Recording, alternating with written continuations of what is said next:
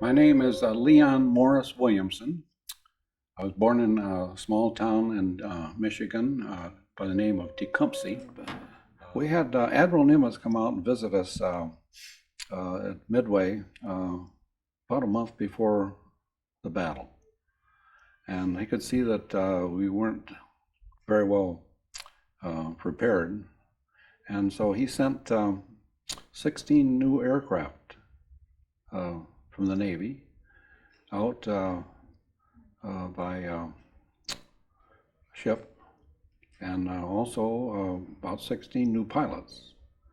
And these pilots had just recently graduated from Pensacola, had very little training.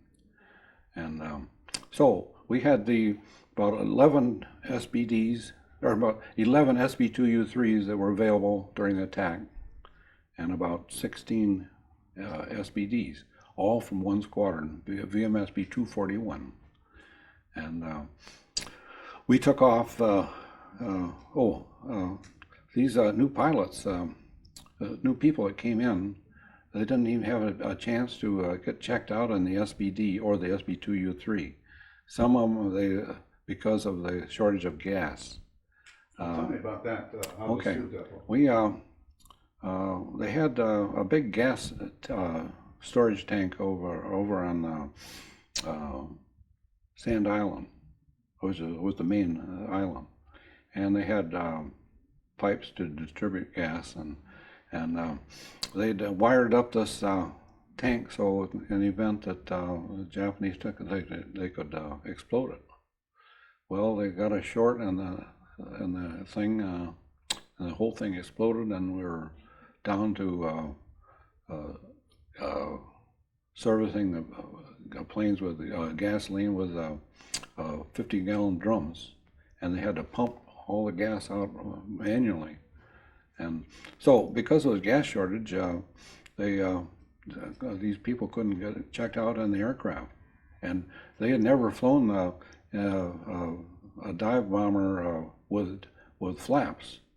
So the commanding officer decided that we'd make the attack glide bombing, and which wasn't as accurate, and much more dangerous.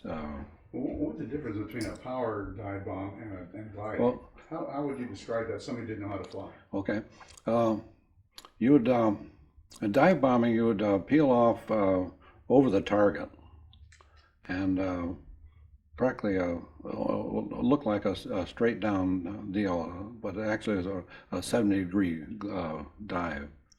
But glide bombing, you'd make the run away from it, and glide bomb at probably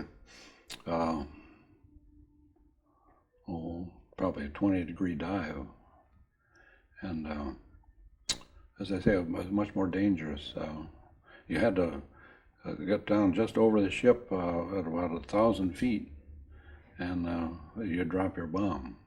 They're a lot more vulnerable to anti-aircraft. Yeah, yes. And why was it dangerous? And was it the aircraft that was dangerous? No, because they could their anti-aircraft fire, and they're firing from the ship was much more accurate, coming in at a low angle like that. A dive bombing run is considerable safer run. For the crew and more accurate. Yeah. More accurate. Now we were there. Now we know that history tells us when the battle at Midway occurred, but you didn't know when that was going to occur. And no. What kind of preparations were taking place? If you look back at it now, well, what was taking place a few days before? What were you doing? Well, they made revetments out there. They dug. We had the CBs out there with the equipment, and they got their bulldozers and bulldozed up big revetments, probably 15 feet high, and then the plane was ramped down so that you had to it was protected, and we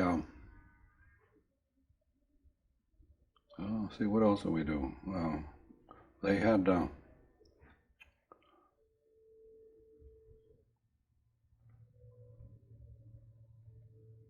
I know we ate 2 meals a day. We had breakfast and a late lunch, no dinner, and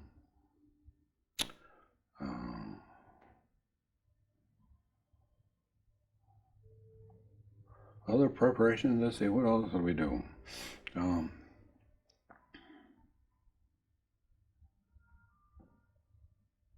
Oh, we had to get up. I know one thing.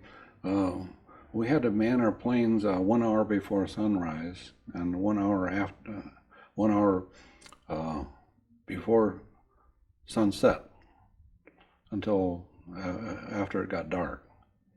And so you actually fired up the engines, or did you Yeah. sit by? Yeah. So the engines were operational, Yeah. and sitting there Mhm. waiting.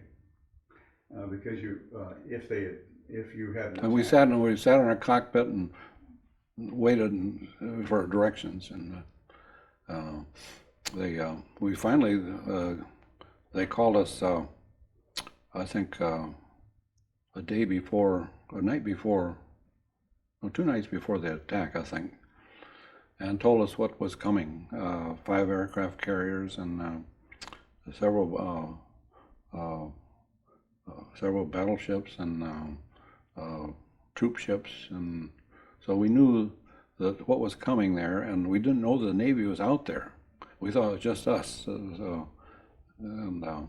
we had a lot of us had friends that were captured out of Wake, and we thought we were going to be left in the same situation, and but there's nothing we could do except to just carry out our our duties and hope that we could do as much damage as we could. Well, if you had, how many aircraft did you know that you had total? We had 11 SB2U3s, which is one I flew. I was the second in charge of the second division, and they had the 16 SBDs, and we got off at Midway. I was one of the last ones to take off, and as I was taking off, I could see the approach of the Japanese planes in a big V, and so we proceeded out about 15 miles north of the island, and rendezvoused, and the SBDs took off. They were faster, and so they were separate. So we had 2 different flights, really, and we both rendezvoused the same area. Mm-hmm. No, so you saw the Japanese. You could see them in the sky. And how high were they? Do you have any idea? They were coming in about probably 10,000 feet. And so when you saw them, you didn't encounter No. them or engage them. No, You no. had different Fortunately, forces. we got off before they. But we could see as we were rendezvous, we could see the bombs being dropped. Well, how many planes do you think the Japanese had in that first attack?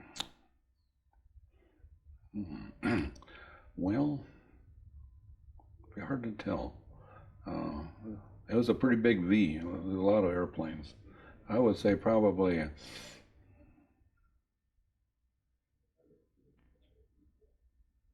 least 20 or 30. First. The bombers that I could see. Of course, they had the fighters too, and our fighters were at a rendezvous and were up about a little over 10,000 feet, I guess, and they made their attack on the bombers.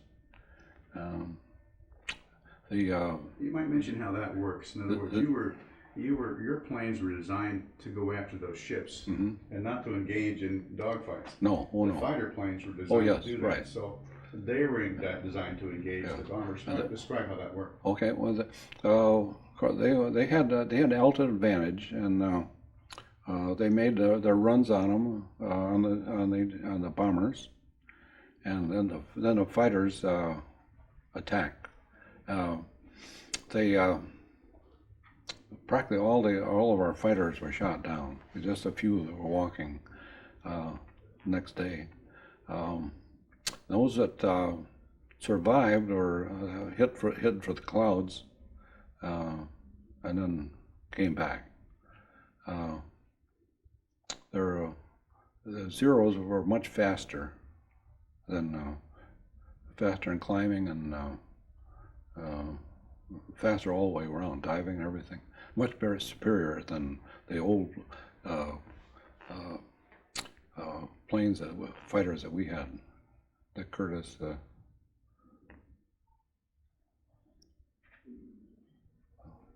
They had the advantage. And more craft, etc. Now, when you were, while they were bombing Midway, you were en route to try and find their fleet. Now, your instructions were to go to the north, right? That's right. And how far are you supposed to go when you're supposed to find them yourself? We were given the direction of the Japanese fleet, and it was about 165 miles. And everything went smooth. We were probably at 10,000 feet, and when we got out the fleet, we could see it was pretty much overcast. It'd be scattered openings, and you could see ships there. And suddenly, as soon as we were seeing these ships, we were attacked by the Zeros. And I had a rear seat gunner that said that we had one Zero that made 3 different passes on us. Why they didn't shoot us down, I don't know. Whether out of gas, out of ammunition, or whether they were people returning from the Midway or what. But of course, some of them were hit, and the SBDs found the carriers. I could, when we were out there, I could see off the left probably about 10 miles, 5 or 10. It's pretty hard to tell how far, but I could see the aircraft fire, which was probably being fired at the SBDs, and they were hit by Zeros, quite a few Zeros, and they shot down several of our planes. And anyway, they made their glide bombing run on the carriers, and I don't think they got any hits. And anyway, we lost about half of our personnel, dive bombers, either shot down or didn't make their way back. So anyway, we as we were approaching the fleet, and we were hit by these Zeros, the Major Norris, who was leading the division, elected to head for the clouds, and I got distracted when I saw this one Zero come down and went straight up and made a spiral going up, straight up. And I was looking back at this and looked ahead. They were already headed for the clouds, and I was quite a ways behind them. So anyway, I don't know whether this guy came back and made any runs or not, but I think his object was to, why he was showing off, circling, going up, straight up, was to direct other planes over to hit us. Anyway, so we headed for the clouds, and when I came out of the clouds, I saw this battleship right straight ahead, and I was probably around 3,000 feet because of the bottom of the clouds. And so I made this glide bombing run on it and dropped my bomb, and I didn't see any more of the aircraft. I didn't see any firing. Whether I was the first one to make the run or not, I don't know. But the other people reported being hit by Zeros after they made their run, and I didn't see any Zeros after I made my run, and I headed back towards the base, where we're supposed to do in rendezvous, and nobody joined up on me. And so I circled, and as I was circling, I could see this aircraft carrier off about 10 miles. And I could see the zeros in the landing circle. And of course, I released my bomb, and I couldn't do anything about that. So I headed back, and when I got back to Curry Island, I saw Curry Island off the right, and I had flown over there several times. I knew the direction of the Midway from there, and so I headed off to the island of Curry, and I noticed that there was a speedboat in the lagoon. I think it was one of our PT boats, and he was going towards Midway, and I circled and had one of our SB2U3 pilots that joined up on me there, and the two of us came back. But we were one of the last to arrive, and we found out that we had lost about half our pilots, and the fighters lost just about all of them. There was only about probably 5 of them that made it back. So, and then of course there was one torpedo bomber that made it back. That the Navy had sent about 3 torpedo SBD TBFs to Midway, and the Air Force had sent some, I think about 3 B-25, and one of those came back and were pretty well shot up. So it's quite an experience to lose a lot of friends that fast. How would you say the Japanese plane? One of the reasons you said that the rest of the squadron went on ahead is that you were kind of mesmerized by that pilot and that Zero. Tell me about, you said that he went vertically and was spiral. Mm-hmm. Were any American planes you've ever seen ever do that? Never. I've never seen that been done before. No. So in fact, my rear seat gunner was a young fellow about 17 years old, name of Dusty Rhodes. And I got together with him. I looked up, I ran into somebody that had met him, and at one of the reunions, and I looked him up, and we got together about four different times after 50 years that we had. And I asked him about that, and I said, did you get any shots at those zeros? He says, I was a radio man. I said, well, I wasn't a gunner. He was supposed to be protecting me. But anyway, I don't know whether he got any shot. I didn't hear any shots off him. But he said that, I don't know whether you imagine this or not, but he said that one of the Zeros made 3 different runs on us. And as the last run, he came by real fast and he was waving. And I didn't see that. He may have been out of ammunition. Huh? He may have been out of ammunition. He could be, yeah. Because you might mention that, when they fire, people think they have billions of rounds in those planes. Yeah. And you have these short bursts and one run and come back for another. Yeah. You might describe how that combat takes, especially because you were flying dive bomber, mm-hmm. which was not a maneuverable aircraft like a fighter plane. No, we had to stay on our same course, and we had the only thing we'd go for were the clouds, for defense. When you got back to Midway that first day, you're taking off almost at dawn. Pardon? You're taking off almost at dawn. Yeah. That morning. Mm-hmm. No, I think it's around. It wasn't at dawn. It was around about 8 o'clock, as I remember. That's right. You're delayed. Mm-hmm. So when you got back after, how long did it take you to get your run, drop your bomb on that? You dropped it on a battleship. Yeah. And 500-pound bomb. Mm-hmm. How long did it take to get on the run? And return back. see, probably 160 miles. Probably an hour and a half, I suppose.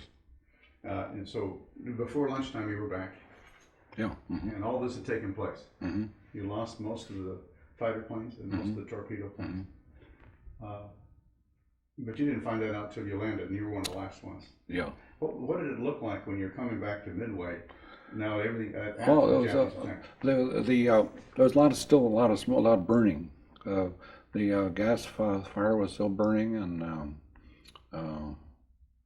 they didn't destroy the runway. I guess they wanted to have that so they could use it, but they hit the Marine post where the director was, and they hit the hangar, big hangar, and hit our place where we ate, our mess hall. Most of us, all the pilots live underground. We had big timbers over this dugout area with soil with the coral on top. And we had a ramp that went down, and usually had about four persons in each dugout, or each place. So we had 2 different times to have a submarine come up and on surface, and just at sundown, and just before dark, and they'd put off a few shots, and it didn't hit anything as always, and we never got any. And we could see the Japanese on the submarine on the outside, and we never got any shots at them, from our guns, and then they'd submerge, or get off a shot, and then they'd submerge. So by that, you wouldn't have gotten the aircraft in time. No, but they knew that we didn't fly at night, and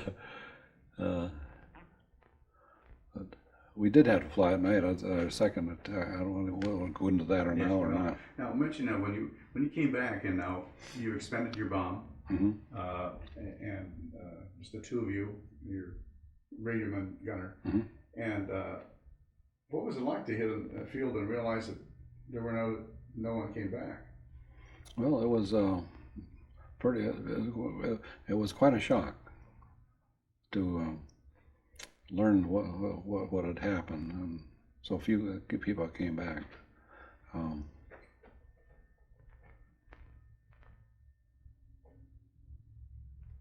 We're all happy to be alive. Yeah. So how did you have a briefing or a debriefing when you landed? You usually do a debriefing. How did that work? That happened the next day, the debriefing, because we had to take off that night for an attack, and we had an attack the next day, and after that, then we wrote up our own account. Well, tell me that afternoon. Now you were refueled and rearmed, and how many more aircraft went in the second round? First round you had 2 or 3 squadrons of fighters and 2 or 3 squadrons of dive bombers. Well, we had just one fighter squadron. Who was very few of them were available for any more help. Now that afternoon, what happened then? That afternoon, we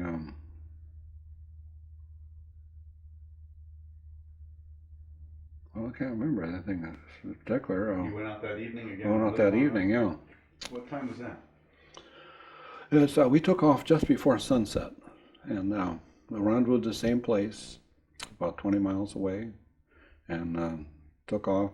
There were I think only 4 SBDs that were available, and we had about 4 SB2U3s. That's all we had left. And the SBDs went ahead. Of course, those are faster. And we flew out over this overcast of 165 miles, and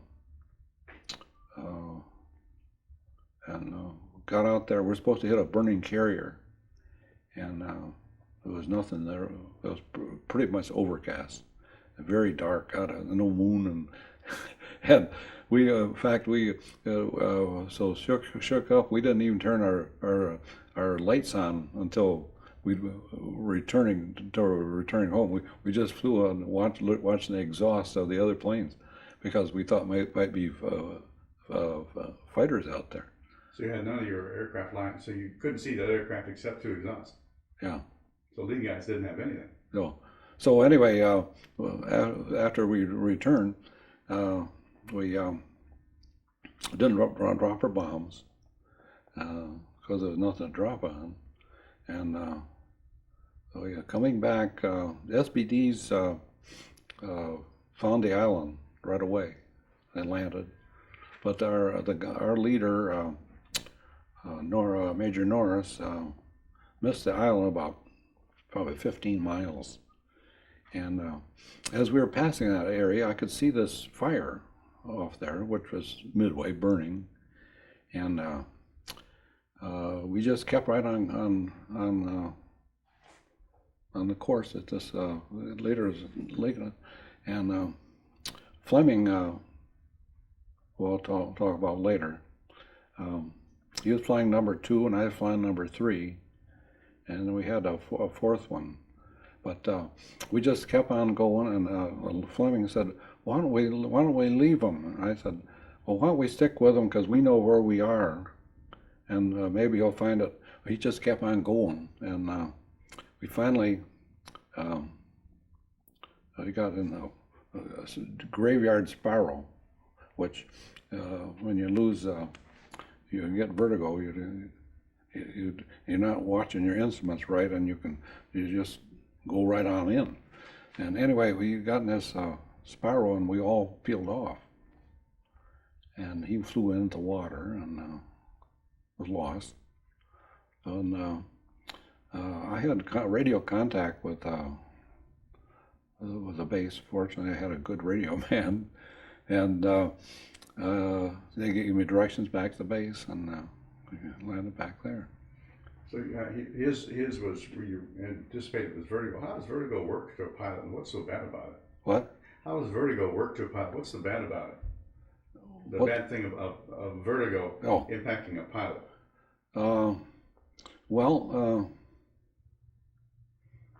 They just don't believe their instruments, I guess, and they just get in this spiral and go on in. And it's just nothing you can do about it. No. And now, when you had the next, this is now evening when you finally came back. It was dark. You left before dark, and that's 8 or 9 o'clock at night in the tropics at that time of year. So it was probably around midnight, probably by the time you got back and into your dugout. And then 4 hours later, then we're on another mission. So your ground crews refueled you, rearmed you, and so without it was probably no sleep at all. 4 hours later, then we took off to hit the heavy cruisers. Now, what time of the morning did you normally get up for that? A couple hours before? Well, we always had to be in our planes 1 hour before sunrise. So I don't know what that time that was, but we had I think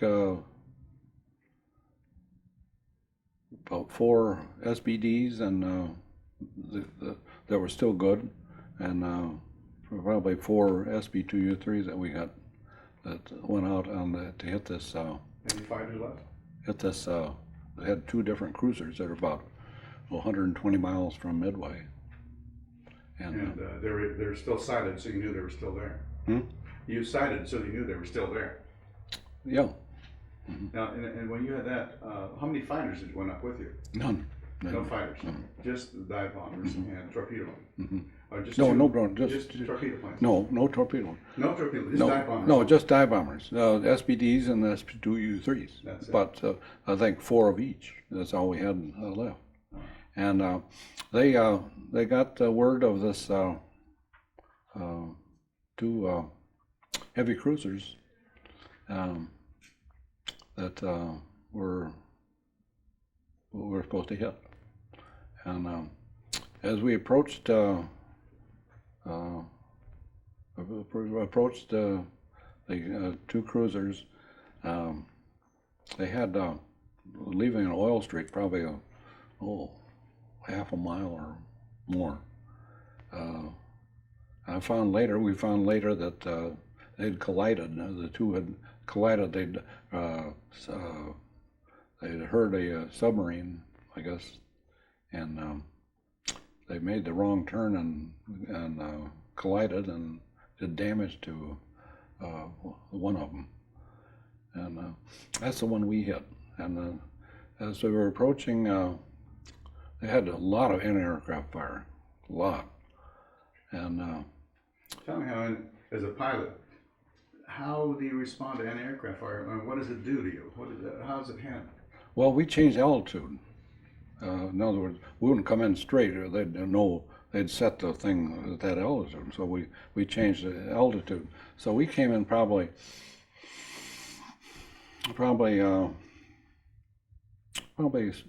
6,000 feet, I guess, and started our glide bombing run. And Fleming was leading the flight, and I was number 2 position to his left.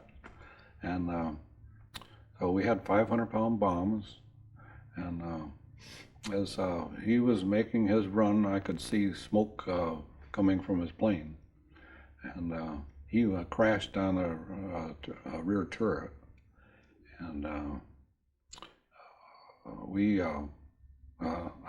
I went off to the left, and I had a little puff of a cloud I could put between me and the ship, and I made my approach that way, and then I released over the heavy cruiser, and Fleming was awarded the Medal of Honor for his action, and I noticed that I never noticed this before. That after I'd made my run, I saw the waves look like it looked like there's a lot of aircraft stuff coming, hitting the water. Either that or it was a shock wave from our 500-pound bombs. But until I was about half a mile or more beyond this circle of this activity, as I say, I don't know whether it was the shock wave of the bombs that we dropped or not, because I never noticed that before, and I've dropped a lot of bombs on ships, and I think it was anti-aircraft fire. There was so much of it just And falling. it was one circle rather than many? Yeah. It was just one circle? Well, It just one big circle? yeah, all the way around. So anyway, that was kind of strange. Anyway, we made the mistake of not joining up, which was our best. After you make an attack, from then on we always learned that. But we separated, and on my way back, my engine started cutting out. Back to Midway, and I'd spotted this submarine on the surface as we were going out, and he was headed toward Midway. And so anyway, when my engine started cutting out, I headed over towards this submarine and told my rear seat gunner to make ready for a water landing. And he got on the wobble pump, and I gave it full throttle and full rich and full RPM, everything I could give it. And it took a hold. And so anyway, I as I was getting ready to make the water landing, this thing took a hold. It was a submarine and submerged, and apparently it must have been that submarine that was out there, ours, that the Japanese had found out or heard. So anyway, I headed back at the Midway at about 500 feet, and I didn't want to touch anything as long as it was running, and it brought me back all the way. And as soon as I got back over the island, I cut my gun just a little bit. The engine quit, so I had to make a dead stick landing, and that worked out okay. Well, tell me, that kind of plane was like a rock, I understand. How did you handle that kind of a plane? It was so heavy. Did it glide in well? Huh? Did it glide in well with no power? Oh yeah, yeah. Mm-hmm. And you made it in, so. Yeah. With no power, you didn't have any problem with the No. aircraft on the field? No, I was up high enough so I could maneuver so that I wouldn't we come in too fast and above stall speed. And Now that was really like June. That's the next day, Uh-huh. the 5th of June. Uh-huh. And you, what happened? Now the last day, what was going on? There's still some work. They that was the last occurrence of anything. From then on, we started gathering up these people that had been killed, inventorying their belongings, and arranged to ship them back to their families. And